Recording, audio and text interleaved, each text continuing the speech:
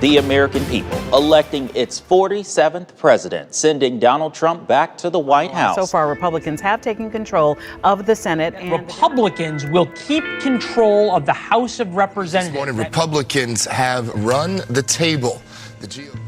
Those 2024 election results, they're nearing final tabulation 2 weeks after Election Day 2024 as we record this. But it's been obvious since Election Eve that this was a historic rightward shift in U.S. politics that many mainstream pundits did not predict. This is The Purple Principle, a podcast on the perils of polarization. I'm Robert Pease, and we've been listening back over 100 guest interviews here over our 4 seasons of The Purple Principle and identified some remarkably prescient guests who did recognize the dynamics contributing to these 2024 election results. Such as Yale Law School professor Amy Chua, author of the 2018 book, Political Tribes. Tribalism in America propelled Donald Trump to the White House.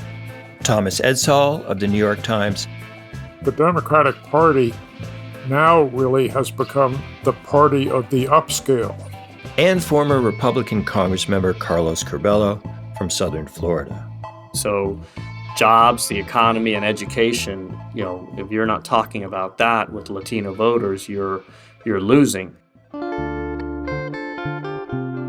On this episode, we've curated 10 of these guest insights and would like to know which of these resonate most powerfully for you, Purple Principle listeners. So we've set up a ranked choice ballot where you can rank your top 5 insights presented here with regard to this 2024 election. And then we'll use ranked choice voting to determine the winning comment. That means if no guest comment exceeds 50% in the first round, then the last place guest drops out, the second place votes for that comment reallocated, and so on for a third, even a fourth round, till the winner exceeds 50%. That's just how ranked choice voting works. There's further explanation of that process on our website. In fact, you can call up your ballot right now as you listen to the episode by clicking the link in our show notes or going to purpleprinciple.com. Again, you're ranking your top 5 out of 10 guest comments. And on the top line of your ballot is Charlie Sykes, MSNBC. Earlier this season, Sykes correctly predicted the hold that political identity would have over voting behavior this election. This was demonstrated by the lack of crossover votes from more traditional or center-right conservatives to Democratic candidates at virtually all levels. I think the key in politics now is targeting that disaffected centrist voter. And again, I think that there are people in the Never Trump movement who believe that the formula is simply, let's all become liberal Democrats. Let's, explain to people why they should, in fact, all be liberal Democrats as opposed to, what they have been their whole lives because people change identity. I don't think that that's necessarily effective. I don't think that you're going to convince people about that. So I've tried to focus more on, look, if you are a conservative, if you have ever believed in conservative values, what's happening right now is not conservatism. Line 2 of your ballot is NYU neuropsychologist Jay Van Bavel, a season 1 guest on The Purple Principle back in 2020. Van Bavel provides an important insight into why voting across party lines in our polarized society is increasingly uncommon. And for most people, the notion of letting go of a belief system or a party identity that they've held really closely to who they are is horrifying. Because if you've been a party member of the Democrats or Republicans for 10 or 20 years, the notion that you're just going to abandon that after, you have friends who are, members of that party, you've posted signs on your lawn or stickers on your car, for you to completely abandon that is deeply threatening to a lot of people. Line 3 of your ballot is Sarah Longwell, publisher of The Bulwark. We now know the Democratic Party didn't fare so well with persuadable voters in the Midwest, Southwest, and Southeast swing states. And back in our 2022 interview, Longwell described how these more moderate voters may be turned off by language inventions associated with the far left that are weaponized by the far right during political campaigns. As crazy as the Republicans are being, January 6th, everything else, it can feel a little far away from people. Like, they're not experiencing an insurrection at their house, but their kids are in school and they are worried about what they're being taught, and it can feel close. And a lot of these things are things that these people didn't grow up with, and like they don't necessarily understand the trans issue that well. But let's say they're good-hearted people, and they're like, "Well, I want to be nice to people," but they don't understand the pronoun situation, and they don't want to get in trouble. And also, when people say it's like they're like talking about birthing persons, they're like, "What alien speak is this? What do you mean? Like, is mother not an okay word anymore? What is this crazy place we're living in?" And that feels very immediate to people. That feels like they're living in a world they don't understand. And I think that stuff is a killer for your political defund the police is another great example. When I say defund, you say police, defund. Defund. Next insight comes from Thomas Edsall. He's that most evidence-based of opinion writers discussing the transformation of the Democratic Party over his half-century covering U.S. politics, first for the Washington Post, more recently for the New York Times. I've written a fair amount about this, that the Democratic Party, which was known as the party of the working men and women back in the Franklin Roosevelt, Truman, Kennedy era, now really has become the party of the upscale, the party of the successful, not the party of the beleaguered and struggling. And that's created an alienation in the party, pushing voters of the working class away, and not just white working class, Hispanic and black voters who have some conservative leanings have been shifting away from the Democratic Party.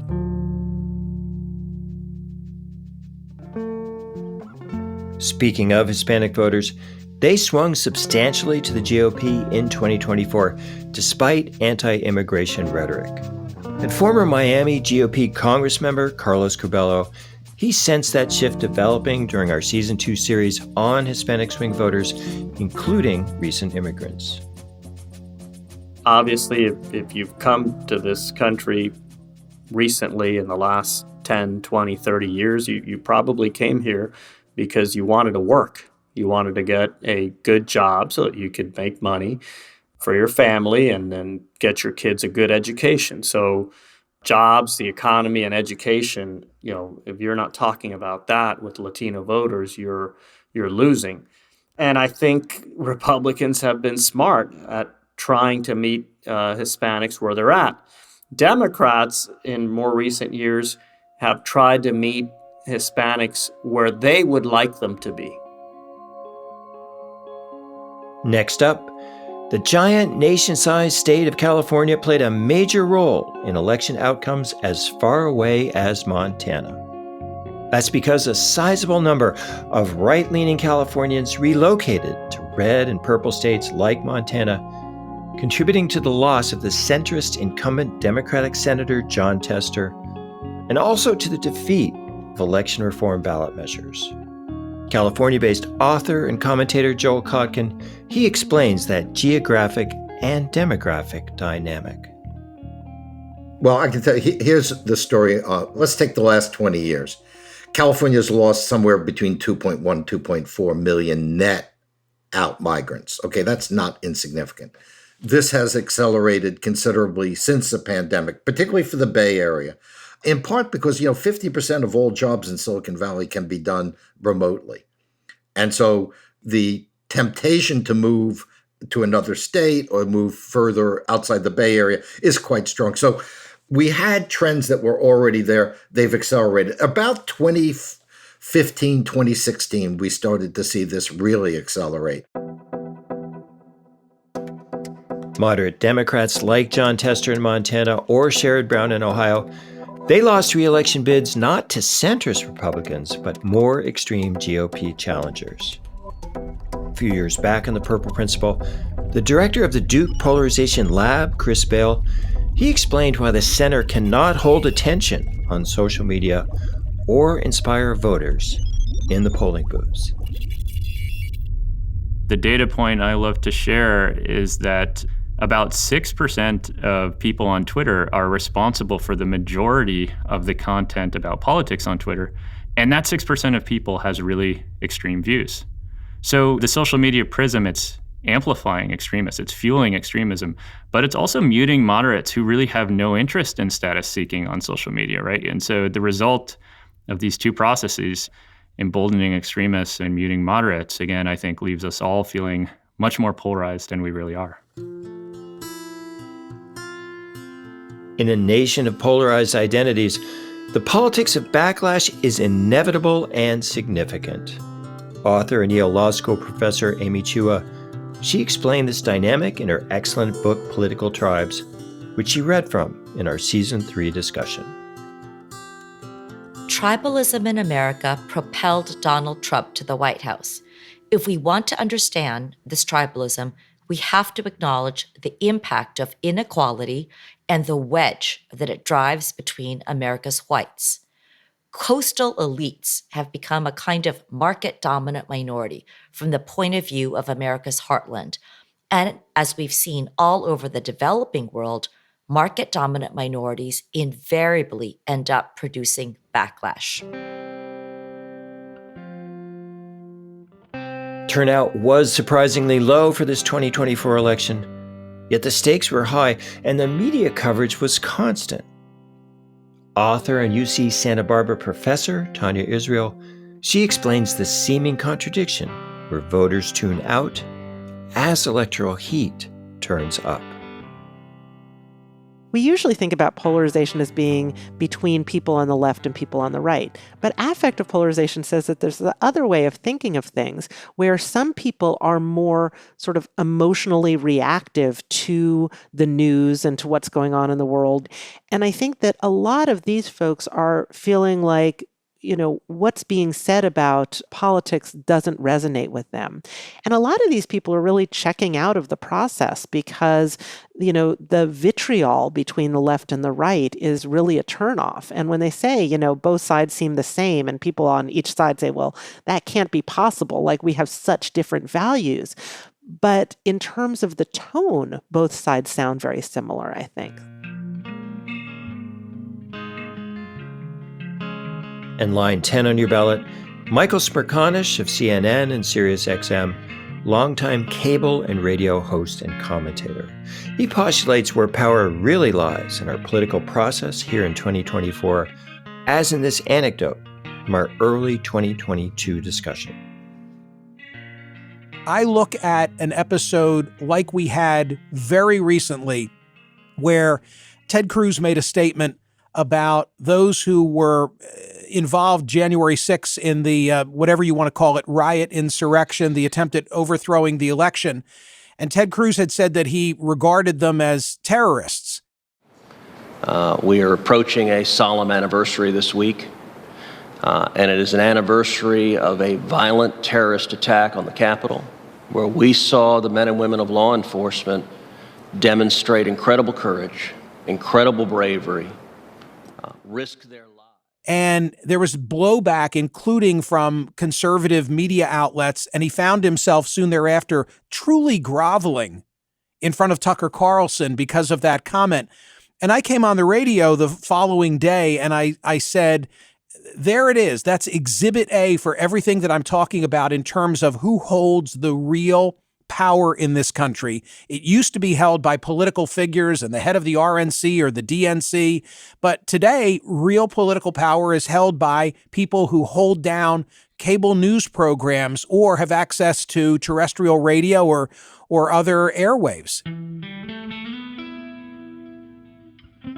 That completes our 10 Purple Principle guest insights regarding election 2024, as listed on your ranked choice voting ballots, which you can find linked in our show notes and displayed at purpleprinciple.com.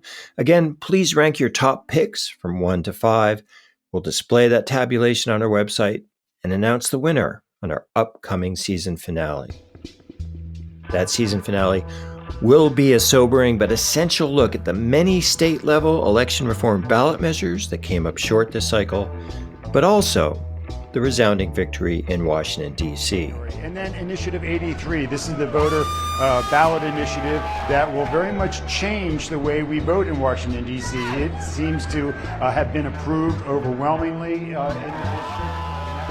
We'll dig deeper into these 2024 results and their significance for nonpartisan election reform going forward to 2026 and beyond. Sure hope you'll join us for that finale. And also reach out via our YouTube page, website, or social media, all your comments and suggestions. Purple Principle is created by a talented team of media reformers: Kevin A. Klein, senior audio engineer; Vienna Maglio, bookings and field producer; Trevor Prophet, digital ops and strategy; Mary Claire Kogler, video production; and Sarah Kim, fact-checking and research. Purple Principle is a Fluent Knowledge production. Original music by Ryan Adair Rooney.